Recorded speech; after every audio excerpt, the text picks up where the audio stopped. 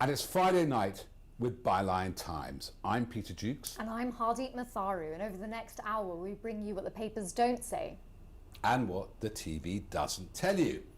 So coming up, we'll be looking at the crisis in Brexit supply chains and whether we will soon be seeing empty shelves in the shops. And talking about TV, we'll be looking at the crisis in GB News and precisely what's been going on with our major rival. And has the England football team finally exposed the culture war? We'll be looking at the impact of Euro 2020 with the acclaimed journalist and broadcaster Philippe Auclair, who'll be joining us on the sofa. But unlike other TV stations I've already mentioned, we're not funded by a Dubai hedge fund. We are funded solely and only by you. So you can support us by signing up on Patreon /Byline TV or our YouTube channel. And if you do that, you can ask us special questions after the show in our secret Q&A, which is only, sadly, for subscribers. And on that score, I want to thank Patricia, who's just signed up. Thank you, Patricia. Now, not our digital front page, but our monthly print front page. What was that about, Hardy? Yes, Peter, it went to press on Thursday, and we went with a headline and a theme of pitched battle. Pitched battle. So a bit of a pun there?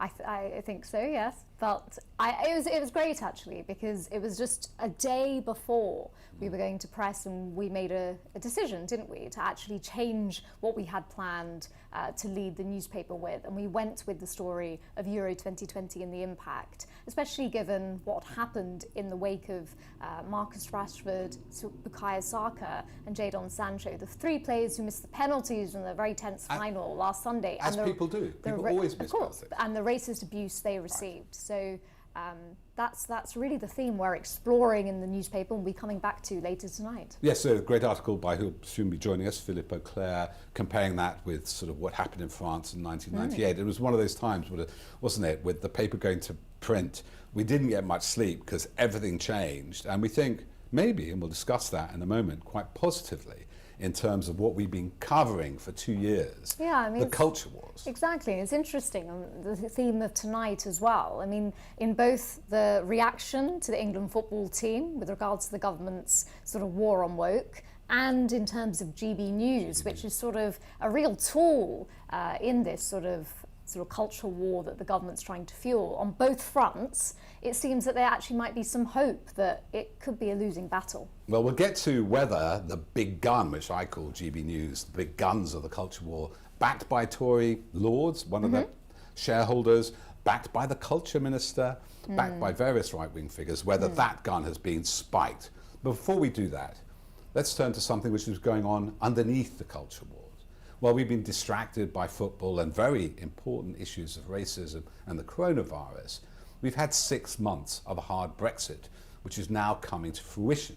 6 months in, all those interim deals are off, and the heavy paperwork and all the supply chain issues are coming home to roost. Now, in a moment, I'll be joined by Liz Webster, a farmer in Wiltshire who's been at the front end of these supply chain issues. But first, let's go to see a short film.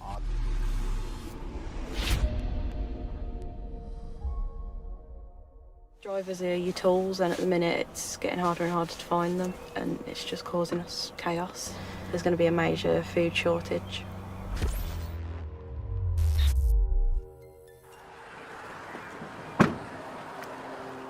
It's been a nightmare to get drivers. You just can't. There just seems to be nobody around, and drivers are your tools, and at the minute it's getting harder and harder to find them. And it's just causing us chaos. It's had a massive impact. We've had a lot of our European drivers actually go back just due to paperwork, and it's just a lot easier to go back to their countries. We've had Spain, Portuguese and Czech Republic driver just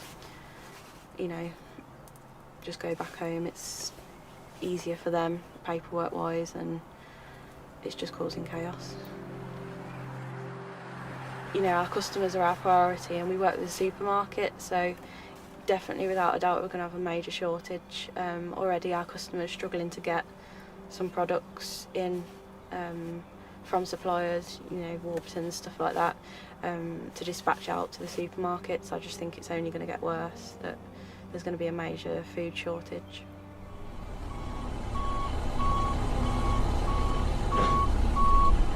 Well, I passed my test when I was 21.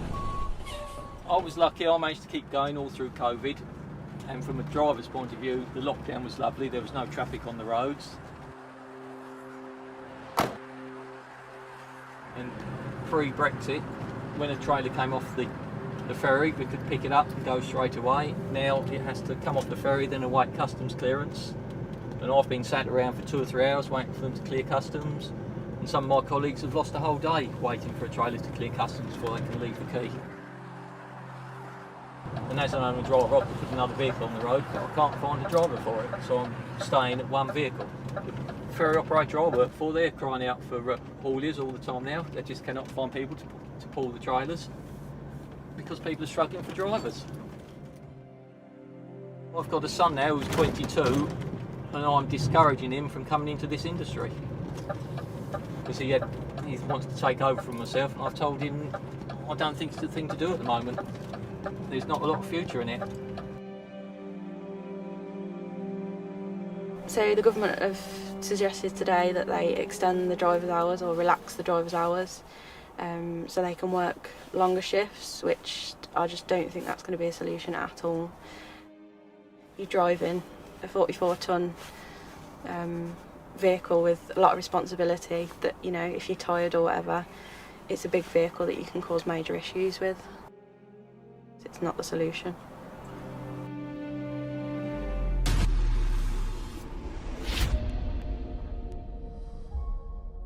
Now we're joined from Wiltshire by Liz Webster. Hello, Liz. Oh, good evening. So, sunny Wiltshire, but I hear you are having some problems yourself with getting, particularly your meat. You supply beef to the British market, including Marks and Spencer's. You're encountering, as a producer, some of these supply chain problems. Well, there's been changes, yeah. I mean, normally it was always quite straightforward. When we were ready to send cattle out, it was quite simple, whereas now there's quite a long lead in. And also in terms of grain going out, there's quite a long wait for that to come in. And it's a bit haphazard. We're not quite sure when people are going to turn up, and it's not as it was. Well, I mean, there's dislocation, both getting stuff in, feed in, and supplying supermarkets, or people who supply supermarkets. You're already feeling some disruption. Is this because things have changed since the end of June, or because the end of lockdown, there's more demand for your produce? I think it's a mixture of lots of things. The drivers that do the cattle tend to only be driving in this country. You know, they pick up from farms and take to the slaughterhouses. But in terms of the grain and so forth, or any deliveries of fertiliser and those sort of things, things are a bit haphazard, I would describe. Whereas normally it was quite straightforward. You knew when your delivery driver was coming, and it would all be checked in. Whereas, certain things are seriously delayed. I mean, even on a personal front, we tried to order some sofas, which would normally have a 6-week lead. I mean, this is a personal thing. And we were told that if we ordered them now, we'd be lucky to have them by Christmas. By Christmas? No, and the Suez Canal is apparently causing that problem, as well as COVID and Brexit. So there's a real mixture of different things out there causing problems. I mean, I've heard... but the biggest thing is the problem with staff. With drivers. Yes, I was going to just get on that, man. Obviously, there's lots of anecdotal evidence, heard lots of evidence on social media of supply chain problems with wood, with concrete and other supplies. But at the heart of this, as you say, there's a problem with drivers that you have no longer. So I think they're 30 to 50,000 drivers short, I've heard. And that's a lot of the problem with the deliveries. Is that what you're hearing too? Yeah, absolutely. And the other thing to consider is that, so one of the companies we use for our beef normally exports to Europe, and that's a company that we sell to with Marks and Spencer's. They're not a huge company, and they completely stopped exporting to the EU because they're not a big enough supplier. It's too difficult, so they've totally abandoned trying to export at all to the EU because of the red tape. Yes, no, we've covered this with the fishing industry and other farmers too, that some people are just giving up on the EU market because of this red tape. Yeah, and at the moment, because there's a bit of a shortage of beef, it's not such a problem. But a lot of the food that goes to Europe is food we don't eat here. So a lot of offal and a lot of older meat that perhaps goes into dog food goes over to the EU. So further down the line, these things are going to be noticed by consumers. But already in my local supermarket, this week, one of our freezer aisles was completely and utterly empty. Nothing in there. No, no seafood, no fresh, no frozen peas, nothing. All completely empty. So, do you think, Liz, this is going to get worse, especially as we come out of lockdown, as more people leave the industry, as the lack of drivers begins to impact on the delivery business? Yeah, absolutely. We're going into a really busy time with harvest. And that is going to really be a pinch point. And that's probably going to be chaotic, I think. Added to that, with the differences between cattle and sheep, and depending when you're ready to get your animals out, as some of the sheep go into a busy time now as they go into the autumn. And there's also, added to that, there's also a shortage of vets in the abattoirs. So altogether, it feels as though we're about to go into the abyss, really, and hopefully it won't be as bad as in my head it is, but it doesn't feel very settling. That's very worrying. You feel an abyss coming. I mean, what about the impact of trade deals? With that more long term, like with Australia lowering standards for products like beef? Is that a more long term fear of yours, and this is more immediate? Yes, it looks as though the problems with the Australia deal are banked because of the problems with Northern Ireland. And I don't know if this will just keep being kicked down the road until they find a solution to that, which we know there isn't a solution to it. So in the immediate term, the problems that we're having domestically are actually pushing prices up for us farmers, which is why, farmers are busy and they're not so bothered because their prices, especially for livestock, have gone up. And so corn prices are going up too.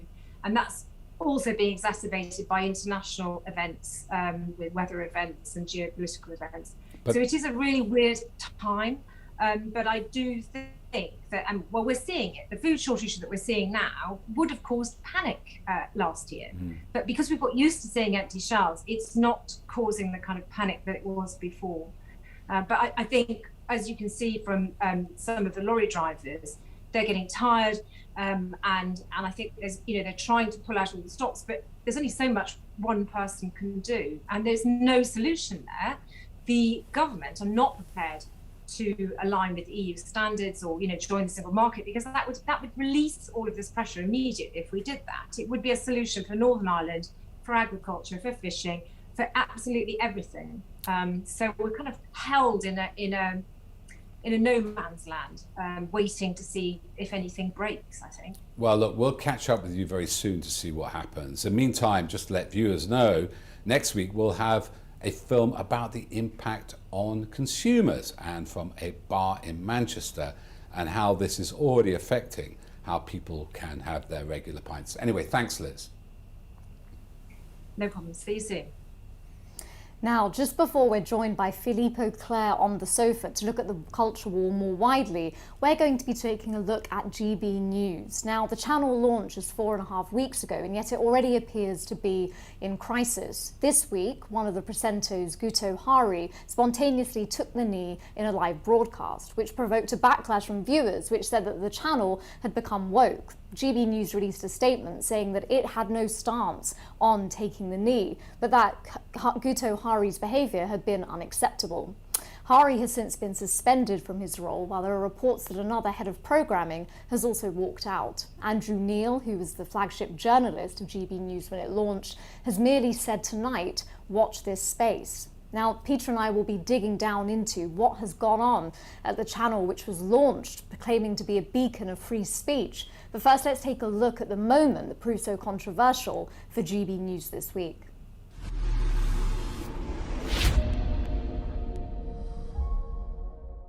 Hindsight, I may have underestimated how close to the surface the racism still was.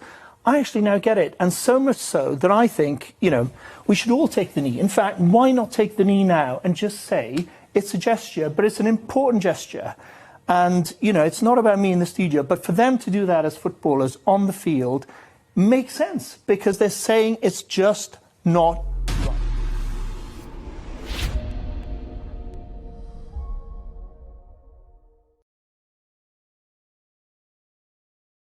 So, Peter, what's going on at GB News? Well, as I said, it was one of the big guns of the culture war. It had the backing of, well, originally Robbie Gibb. So Robbie Gibb was the founder, who's now on the BBC board and was in the news recently for trying to affect appointments to BBC journalism. It had backed by two quite significant Tory peers of shareholders. It had two big Brexit hedge funds, Paul Marshall, who was behind Waste Marshall, he made a lot of money on Brexit, and the Garton hedge fund or capital fund, which funded the Garton Institute, which after Brexit became kind of Brexit Central. So, and also Oliver Dowden came out against the advertising boycott. It was like the Tory party, or the right wing of the Conservative Party, had their own private broadcasting company, let alone the status of Andrew Neil.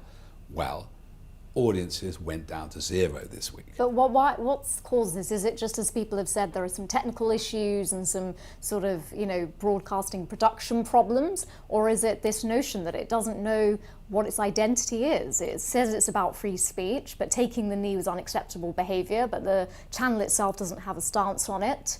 What's It's happened? also Where's boring, Andrew Hardy. It Have you ever seen it? I mean, it is tedious. Well, I thought it's it Rod was- Little smoking a cigarette. No, I thought it was GB News, so I assumed it was a news channel. I briefly watched it, and it's not rolling news. It's sort of lots of opinions and things. So I don't know, but we'll have to wait and see, I think. But sorry, actually, we've got Otto English. Oh, what? Oh, right. Okay. I think viewers will know Otto's a writer, but he's down. Oh, that's a He's surprise. down the line.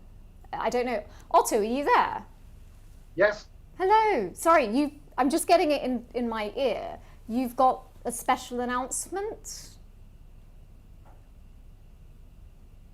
I think Otto's frozen.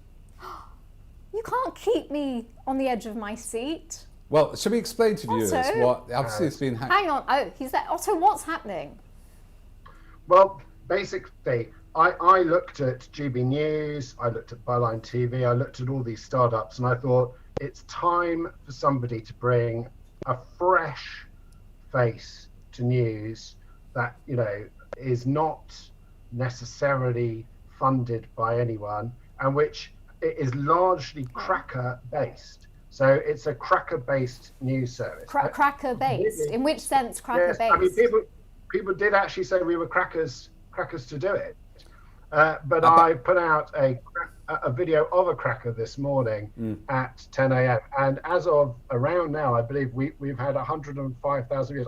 I believe I've outperformed GB News's output on Twitter today by some degree. But this is just a short film of a cracker on a kitchen It's table. much more than a short film about a cracker, Peter. And I came on here because I thought we were friends, and I thought it would be good to chat about my project. It's much more than that. It's we take a wry look at crackers. A wry look at crackers. That's great. That's great. But Otto, I mean, we're talking about free speech. We only ever saw one side of that cracker. Well, unfortunately, that cracker has been part eaten. But I do, obviously, content is key when you're setting up a new television service. So I do have more than the one cracker. I've got two other crackers. I mean, there's a danger that if you go down this route, things become stale. But I've got a whole box of them downstairs, and I reckon I've got enough content for about 5 to 6 seconds. But who's funding the crackers, Otto? Yes. Where are those crackers from? We were approached by a French toast company, but I said, we're a British TV channel and we want to be very much funded by a British cracker company. But as of yet, none have come forward. So I've entirely funded it myself, which is remarkable when you look at the production values in my studio. Well, I think they exceed those of GB News. I mean, can I just ask about that rather salubrious place you filmed from? Is that in the south of France? Southeast of London. Well, sunnier than the south of France at the moment.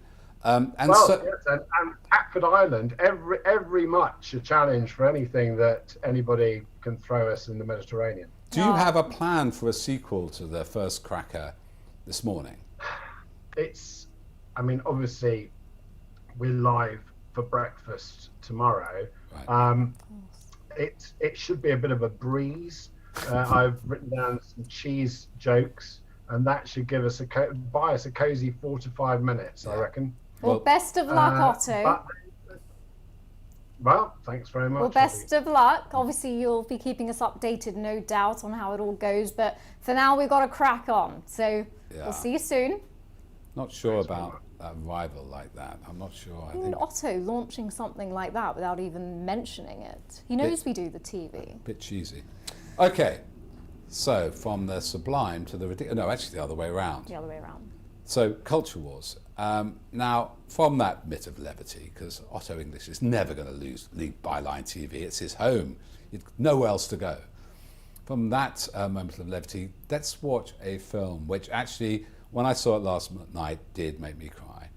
And this is a wonderful film shot by our team, led by Caelan Robinson, who went up to the memorial to the Rashford mural, memorialising the achievements of Marcus Rashford, which had been defaced after the Euro 2020 final. And here's a short film they made about all the local people turning up at that wall, showing their support and what Marcus Rashford means to them.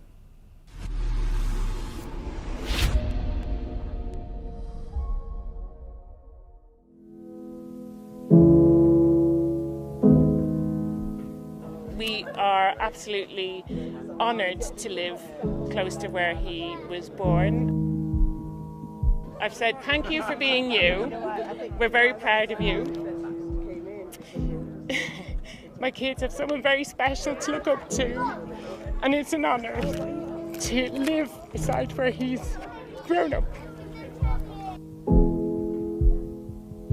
I've just brought a couple of posters that children in the class that I work in have made.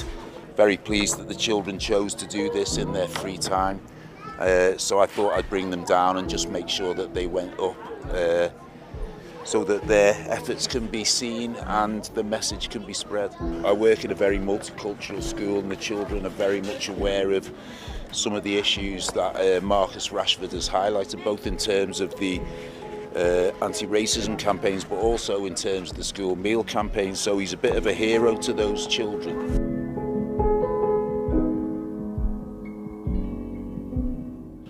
When I started seeing what he did for child poverty, I just started to see him as an inspiration. I started to see like how a good person should be, a good example of a good person. And it's not even only me he's inspiring loads of friends, loads of fans, family as well. So he means a lot to me. I can't even explain how much it is.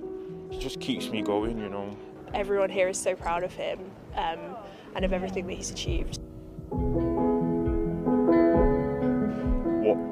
What Rashford gives and the hope he inspires in people, that's what we care about. And apparently this can happen to anyone. The fact that the mural was had like graffiti on it, the fact that the response to that has been to just cover that up, to not kind of promote that at all, to not sort of share pictures of it, and instead to sort of respond with this like positivity. I think it's really nice after the response to the final that then there's been this kind of counter response which has been so much stronger, I think, especially because like Marcus Rashford is a local boy, and this is local people who've done it.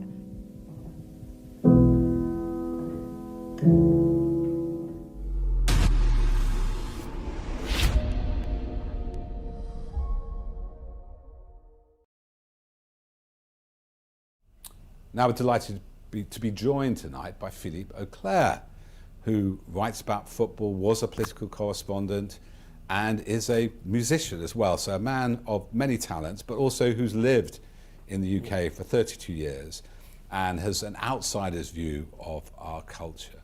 He's written for us brilliantly for Byline Times, comparing this moment with the Euros with France in 1998. Can you maybe explain about that? Because you said that it was a big moment for British people. You have this multicultural team, but you said it always was.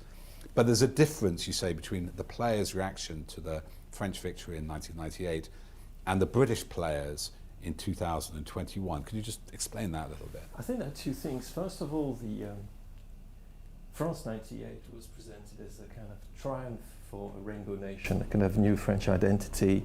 You had players who came from all sorts of backgrounds, all sorts of ethnic heritage, North Africa, West Indies, New Caledonia, Central Asia in the case of Qvortrup.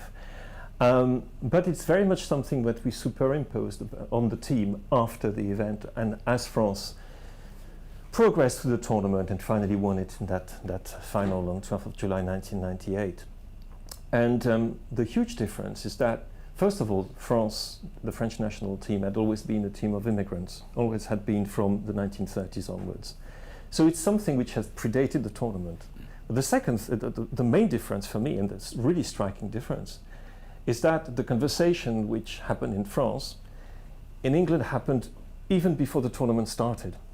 As in France, when the players suddenly realized they were in the middle of this conversation about a new identity and so forth, many of them, I think, were nonplussed, wondering, what are we talking about? A couple of them, like Christian Carambeau, Lilian Thuram, were people who were very politically active, various causes, but the team itself was not really gelling around, I was going to say, almost a political project. Whereas the England team, it's been very clear from before the tournament, first of all with the whole controversy, if that's the word, around taking the knee and should we or should we not do it, carry on doing it. Gareth Southgate, quite extraordinary manifesto, Dear England, this letter which he published in the Players' Tribune, which I think took everybody by surprise by the, I think by the impact it had, and the fact that it immediately almost found a place, I think, which people will want to understand what was going on in England in 2021 will be going to that text, rather than going to speeches in the Houses of Parliament. And so England seemed to have embraced this idea that they were genuinely playing for the nation, but a very different nation from the one that we are living in, or we think we've been living in, especially since 2016 and the referendum.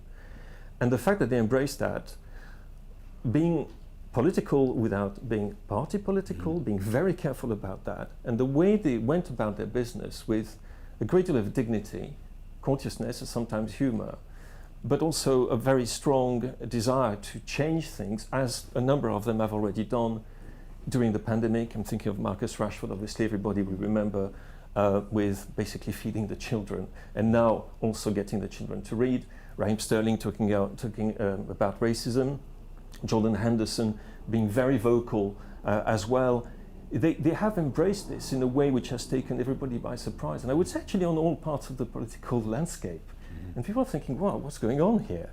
And which is one of the reasons why, just as much the idea that France 1998 was a bit of a red herring, really, as to the birth of a new identity, a new politics and so forth, a new understanding of what French identity is about. This feels different to me. It feels much deeper. Is that partly because it's in more adversity, i.e. the other side of Englishness displayed particularly on Sunday night, and obviously online, but there was a lot of violence in the streets, various graphic images of football hooligans breaking in, putting flares and fireworks in different places. You've watched this Englishness emerge. English football was famous for this kind of hooliganism.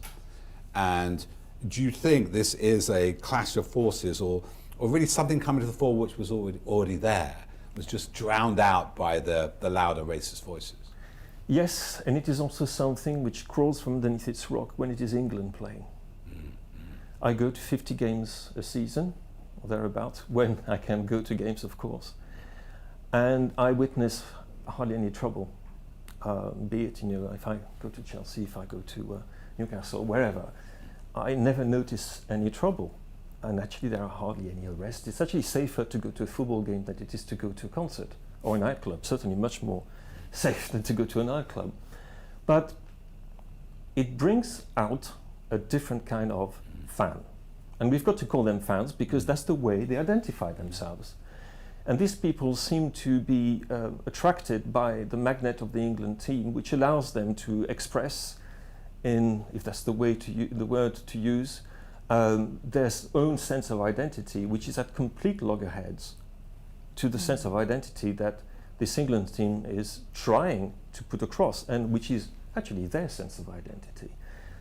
But what is also extraordinary is that the reaction to the reaction is fantastic, because Gareth Southgate, I believe I read, there was a poll showing him to be more popular amongst the English population than Winston Churchill, with 72% of positive opinions, which means that anybody who will go against him and his team, well, it's not 52-48 this time.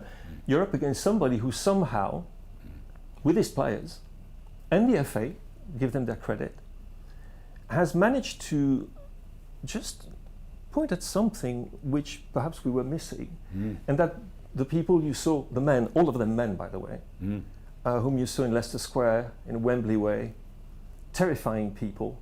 They already did, by the way, in the Germany and Denmark game. There were already a few incidents, but this was beyond anything.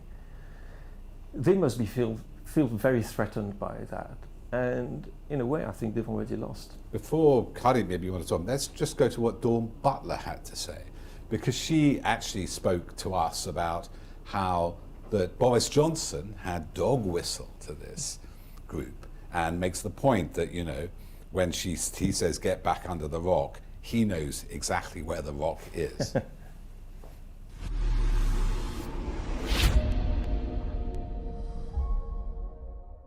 Boris Johnson and Priti Patel are playing jester politics, right?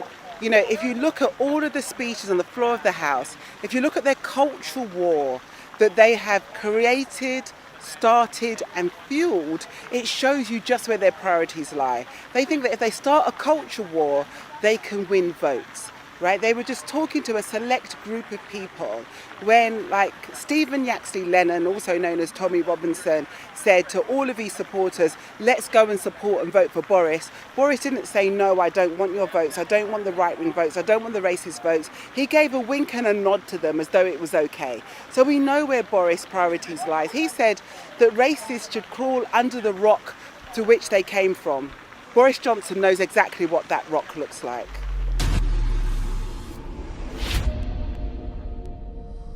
Philippe, that was an extraordinary intervention from England player Tyrone Mings, who, I mean, after the racist abuse that the three players who missed the penalties received, Priti Patel, the Home Secretary, said that she was disgusted by it, and Tyrone Mings called her out and said, actually, you can't at once call this gesture politics, us taking the knee, and then, you know, ignore the fact that that actually contributes to the racism that we're receiving.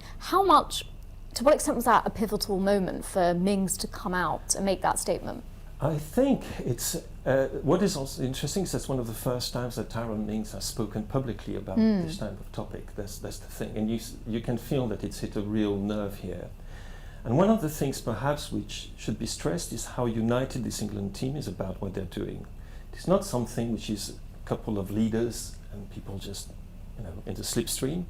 I think it's more something they feel very, very deeply, and Gareth Southgate feels very, very deeply. And the way as well Tyrone Mings came out, I mean, we've all read that tweet, which is very much to the point. I mean, not even 240 characters, but my goodness, it certainly goes for the jugular and gets it. And which is also one characteristic of this England team, which probably has taken a few people aback, excuse me, is that, they can do more than kick football. They are actually very smart, articulate young men who might not have gone to university. Some of them have stopped at GCSE level. But, you know, it's the proof again. When you're a top sportsman or sportsperson, you have to be very smart. And they're showing that in a way that is unique. And I have to say, I cannot think of any other national team in the world which has taken on that role which the England team has decided to take and put on its own shoulders and completely assume it and say, well, yeah, we'll take it. And we are happy, we're proud of it. So would you say that the population identifies with the team because to a large extent they're relatable? You know, more relatable than perhaps these debates in Westminster and the newspapers about statues and Churchill and Empire?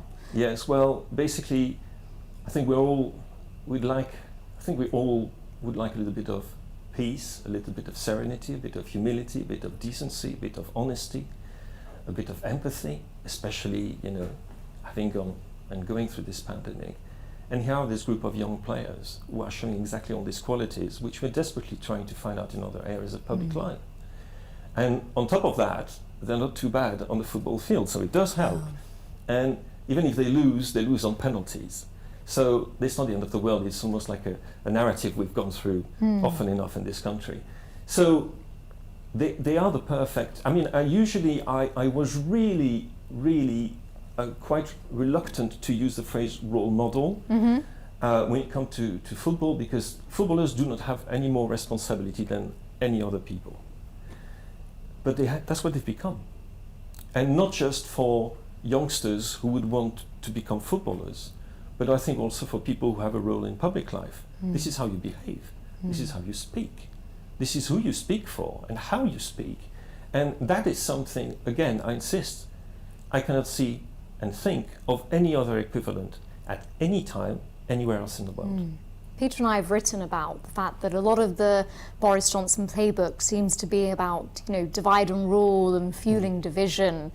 And it's really striking, isn't it, that this particular England team, they seem to transcend that culture war narrative, because you see before your eyes what being a collective and what being a real community, the success that can have. And I think that's a real contrast to some of the messages that Priti Patel and Boris Johnson have been trying to sell the country in the last few years. With one caveat, which is not a caveat, but an addendum rather, which is the fact that they want to represent all of England, but they also know who is against them. And I'm thinking of Harry Kane tweeting, racists, we don't want you. Wow, I've never heard a football player say that about some of the fans, people who are pretending to support him and his team. And he said that, and Southgate said the same thing. So they're actually very, quite straight, and actually, it's a fight. And they're not running away from the fight. They're not pretending to be nice to absolutely everybody. They don't like some of what has been happening, and there are some types that they want to do without. It's very interesting, because Englishness is either defined as this kind of latent aggression, nobody likes us and we don't care, Millwall, or this sort of after dinner tea niceness and ineffectiveness. And Gareth Southgate is decent but effective and quite, must be quite ruthless, taking a player off after it'd been just put on. But I'm wondering, from your sports background, and England is one of the places football was devised, is why the team has not succeeded in the past so well since '66, is that it was focused on individuals, or on the manager, on this hierarchy, on this separation. And this team, they performed better because they all took the knee. This is effective as a bonding for the whole squad. And that we saw with Germany, always had no star players, but a fantastic squad which worked together because the whole team base of German support and German clubs, where ours was wags and glamour and big money. Do you think, in a way, the ethic of civil society, which you're talking about, responsibility to your locality, whether it's in Manchester or feeding children, is also somehow embedded in the sport itself? It is, or should be. And one of the heartening things about the recent Euro, apart from the fact that the football was wonderful despite the terrible conditions that it was staged in, was that the teams which did well, and I mean very well, were teams which had put this collective ethos at the very front of their approach of the game. And sometimes against nature, because Italy, we'd never seen them play like that. I think we all agree on this. And they were absolutely magnificent, but they were first and foremost a team. Denmark, the way they reacted to what happened to Christian Eriksen, the way as well, the leadership shown by their captain Simon Kjær, which was very much the same kind of leadership that we're talking about when we're thinking about Gareth Southgate. And we could carry on the Swiss. There was none of these teams, they've got wonderful players. I'm not saying they're not great, some of them, world-class players, but the star system seems to have gone out of the way they function. Club rivalries have been set aside. They're very approachable. the relationship with the media has been totally, utterly transformed. Before, which is extraordinary, it goes completely against the grain of what is happening everywhere else. The England team has actually brought people in the fold and made the media feel appreciated and welcome. And so you see that happening and you think, yes, well, maybe that should be a natural response to the kind of times that we live in, where an individual response perhaps is not the wisest thing to have, but perhaps the strength lies in numbers and realizing that 11 people put together are actually more than 11. They form something different, they form a collective body. Well, your insights on sport are brilliant, but before we carry on, I'd like to talk in a moment about your wider insights and insults if you have them about what's happened to Britain and England in the last 2 years. You've seen it. But meanwhile, let's just look at a brief clip which Hardeep recorded about why you think this is, and I co-wrote an article, a major reversal in the culture wars for Boris Johnson. So let's look at that and we'll come back to Philippe.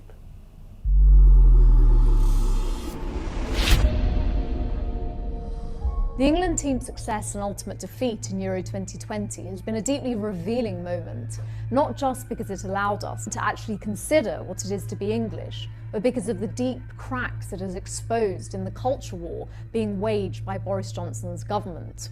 From the moment Priti Patel referred to England players taking the knee as gesture politics and Johnson struggled to call out the fans who booed them, these cracks began to appear. When the 3 players who missed the penalties, Marcus Rashford, Jadon Sancho and Bukayo Saka, were subject to vile racist abuse, we saw those same cracks deepen even more. And while Patel and Johnson were quick to condemn it, England player Tyrone Mings was almost as quick to call them out. In this pitched battle of their own making, Patel and Johnson have lost. But who were they trying to appeal to in the first place?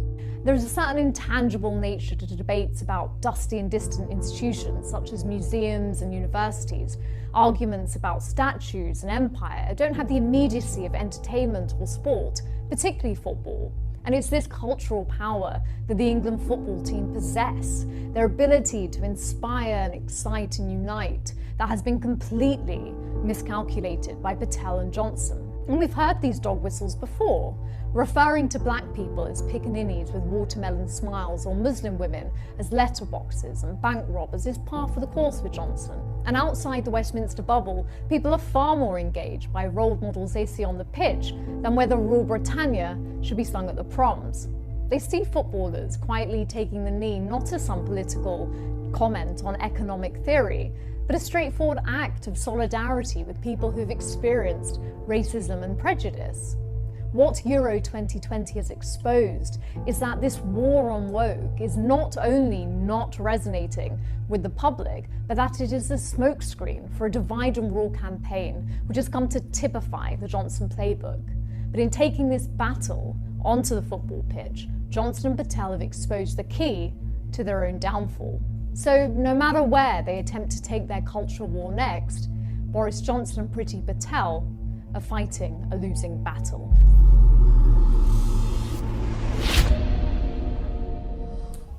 So that's Hardeep's summary of the culture wars, partly co-written with me. Before we go back to Philippe and talk about these wider culture wars and what's happened since Brexit, let me please thank somebody who's just signed up on YouTube. Apparently you're called Beach and Predator Fishing Antics. What a great name, thanks for following us.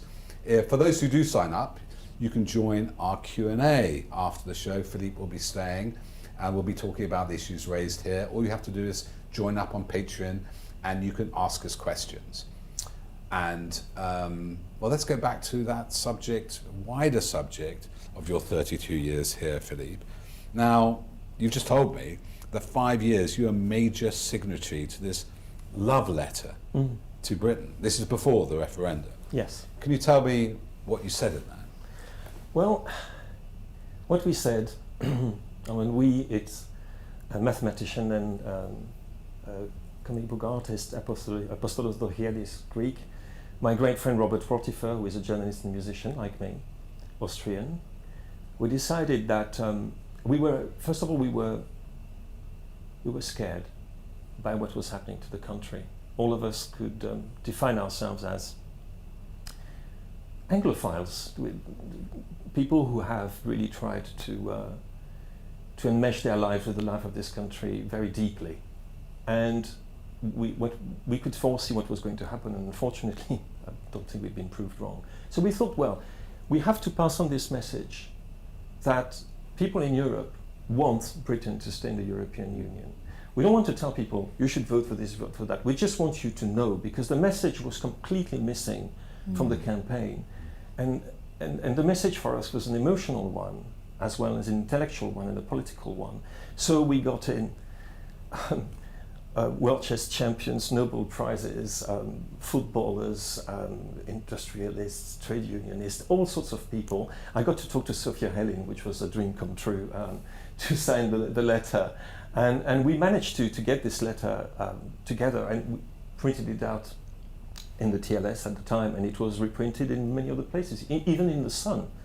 But it changed nothing. What did you say? Can I just briefly ask, what did you say you loved about Britain? Simply, I think we didn't want to go into the details because we wanted everybody who signed the letter to feel that that they could sign it without thinking, having any thoughts at the back of their head. It was more, what we want you to know is that we love you for all sorts of reasons, but we love you, and we would want you to stay. And we respect what you're going to do and what you want to do. That's not the question. The question is rather than our voice has been missing from this debate, or what passed for a debate at the time, and we would like you to hear it. And quite a few people were actually very sensitive to that and were very touched by this this letter. So it was, I wouldn't say it was being at the the loss of England, the painting, being there and seeing England sail out, and we're just saying, you don't have to celebrate, just stay with us. Stay with us. Your place is with us. And maybe one day it will be again. I mean, interesting enough, we just published a piece. More and more Europeans like you have, I understand, got settled status. Jonathan Portes wrote a piece, didn't he? Europeans are here to stay. In fact, my concierge, Romanian, has got his passport and is, there are. But so that breach, that must be very heartbreaking for you the last 5 years. It took you a while to go for settled status.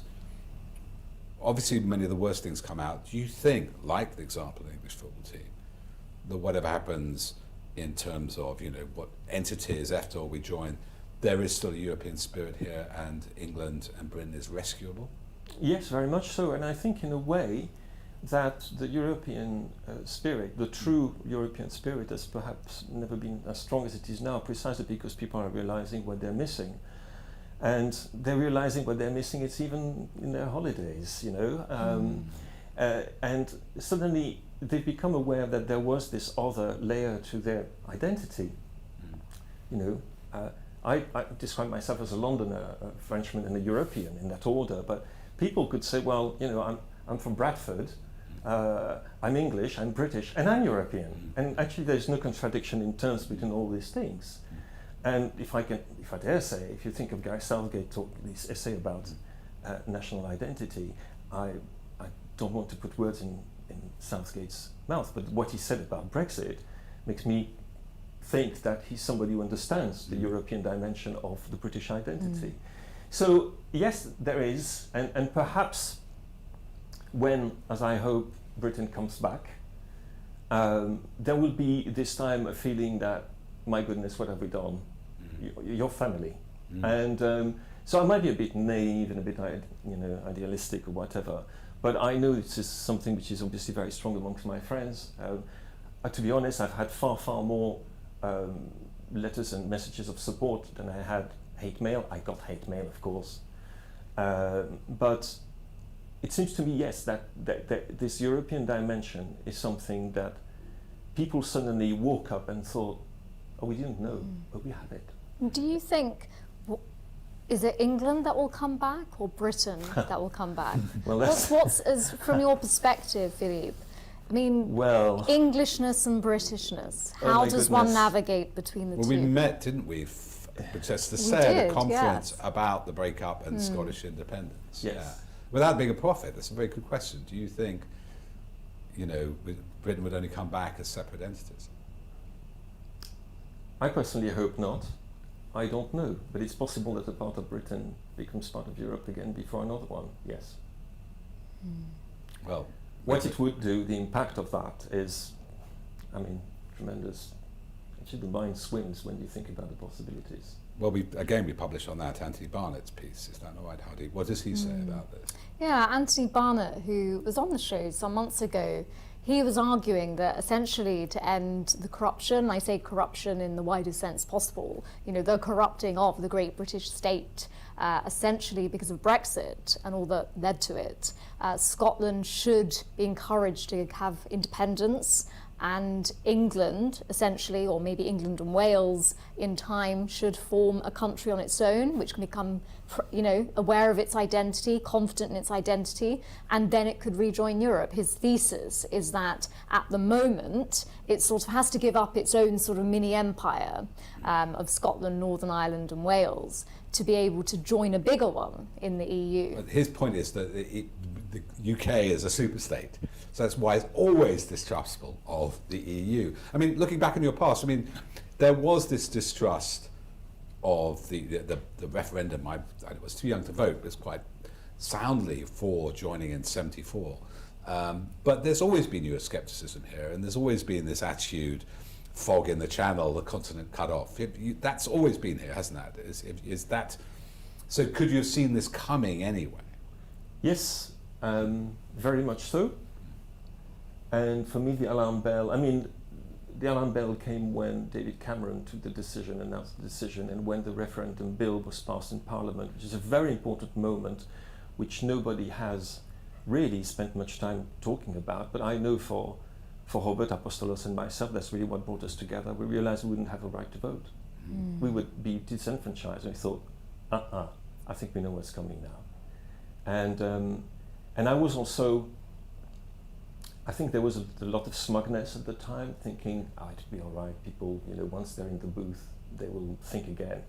But we, as outsiders, could feel very differently, because we could feel that the attitudes were changing, the language was changing, and we could see that it was not the only country in the world where this was happening, that perhaps our antennas were perhaps better attuned to the times and to what was going on.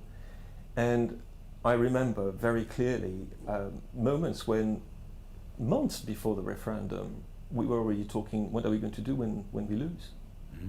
And then we've just been caught on that wave. We're surfing on a very strange wave at the moment, this nationalistic wave, which for people like me who've been here all our life, almost of my adult life, is so non-British and so non-English, incomprehensible really.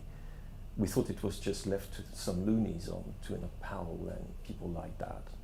And then we realized actually, no, there are more of these people than we thought. Or they've got into power. Or they've got into power, yeah. My feeling of all this is that, very much regret it, but all the forces that are wrong in this country to let Brexit happen were there, and something else would have happened. My question to you, especially because you must speak to your family and colleagues in France, and we have friends, colleagues, I speak to, and Byline speaks to, who are very shocked, as yes, by Britain. Does Europe, one thing it hasn't done is encouraged a domino effect, which was promised by Nigel Farage. If any country is looking what happened to Britain, they'll want to stay now, won't they? That'll be their main effect, for economic reasons. But is Europe diminished without Britain, and is there a sense that has changed the mentality of the EU or the constituent nations of it? I would say that if Britain wanted to rejoin Europe in the next couple of years, which of course is not going to happen and could not happen, I don't think they would get in. It says, I think there is now a growing anti-British sentiment, which I don't think was necessarily there. There has always been this very peculiar relationship anyway with Britain, for obvious reasons. But which seemed, when you think of people like the John Major government, and then Tony Blair and Gordon Brown, and even David Cameron and Clegg, people thought of Britain as being sort of a normal actor in European life, certainly up until David Cameron came in. But this has changed radically, and the tone of the coverage of political affairs in Britain is extraordinary, I think. And I do read German papers as well and Italian papers, and it's a mixture of disbelief, dark comedy, and we're better off without them. And there is one thesis in particular, which is the fact that the response to the COVID pandemic in Europe, which funnily enough is not talked about much in Britain at the moment, I wonder why, could never have been put in place, notably the rescue plan, the economic plan, if Britain had been part of Europe. And so that they're actually quite happy that Britain is not there, because they would have been the awkward cousin in the family. And also just infection rates. If you track EU infection and death rates with British ones, we're completely out of kilter. Yes, and this is something that many people remark upon, and I think they're coming to terms and they're realizing how terrifying the epidemic has been here. I mean, it's been in Italy as well, and Spain and France and everywhere. But I don't think they realize what we live, for example, in the second wave here. I think people are coming to terms with that, and are also now starting to see what the attitude of the government, and people asking, what the hell is going on? Excuse me, but and yes, the attitude has changed, the tone has changed. People were quite happy, my friends, when we were talking about when Johnson got into power. My friends were quite happy to see him as a kind of buffoon, and that was that. I think their perception of him has changed rather dramatically over the past few months, or past 18 months, certainly. And again, yes, it's I certainly don't rejoice in that, because I think it harms everybody, because we go back into stereotypes, and we create a new English stereotype or British stereotype, which is very far from the image that is being projected by its footballers and others, but which unfortunately is a stereotype that, let's put it that way, some people do nothing to weaken by their behavior or the way they speak and what they say. And it has a long tradition, going back to days like Hazel, the stadium where 80 supporters were killed. 39 to 80 injured. Yes. Or something. I was not really thinking about that, and then I was more thinking about the fact that it's the image of Britain is being damaged, and including people who don't follow necessarily politics, but who have woken up to the fact that it's a very different Britain from the one we used to know, and Britain has got more difficult to love, and that can't be a good thing. Not for me, I still love it, but from some people who are not familiar with it, in France, in Germany, in Italy, everywhere, they look at it and think, no. Do they associate it with Trumpism? Because to me, they are, they're both blonde, both have unruffled, strange hair, both are kind of epigonies, or whatever you call the other word, or epitomes of a cultural type, the New York businessman, New York real estate salesman, the Etonian journalist. They represent some extreme of both cultures, and we've tracked a lot of the common sort of policies. I think in the way that they are in a way caricatures of a particular strand of American life or British life, yes, absolutely. But I think now, at the beginning, there was this idea that there is something Trumpian about Brexit as well, the whole thing. And I think now, Johnson is very much seen as him and nobody else. The others, to be honest, nobody knows their names. But Priti Patel, perhaps. But Johnson is now seen, and I see the way that he's written about, it is more about him than about him and Trump and whatever. I mean, of course, people will talk about the populist, the rise of populism in politics and so forth, but it has changed. And of course, obviously, because there is no mirror image in the US now. So all the focus can concentrate on this one country and this one man. As we call it, a rump Trumpocracy. Yeah. Well, Philippe, thank you so much for your time. It's been a real pleasure to talk to you and all your insights on, Englishness, Europeanness, Britishness. We must have you back. Yes, you must come back. You must play us some of your music as well. But thank you very much for joining us, and thank you to all of you for watching us tonight. We hope you've enjoyed the show. Thank you as always to everyone who signed up. As Peter was saying, if you sign up, you still might have the chance to join us for our Q&A. Philippe will be sticking around for that. Also, we've launched our Byline TV guide, which is a weekly digest with lots of behind-the-scenes insights and producers' notes and all sorts of things about what's coming up, which you can subscribe to for just 75 pence. If you head over to the Byline Times website and hit the subscribe button, you'll get the options there. And on that note, if you're not already a subscriber to our monthly print edition for Byline Times, please do have a look at the range of options we have and help support a people-powered alternative. Have a great weekend, everyone. Thank you very much for watching, and we'll see you next week.